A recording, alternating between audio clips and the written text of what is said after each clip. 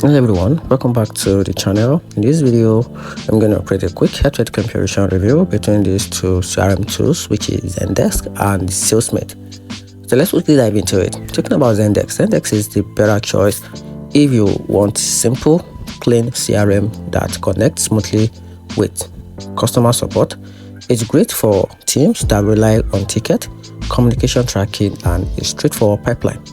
The experience feels organized and easy to manage, but it's not the strongest when it comes to deep automation or advanced outreach tools. Talking about Salesmate, on the other hand, is built for speed and sales execution. You get email sequence, calling, testing, and automation all in one place, making it perfect for teams focused on active outbound selling.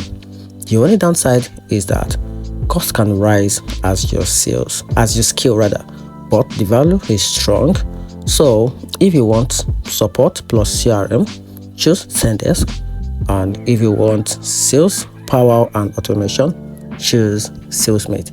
And that's just this easiest breakdown. Hope you find the video helpful. If you did, turn on the notification button and make sure you subscribe for more review.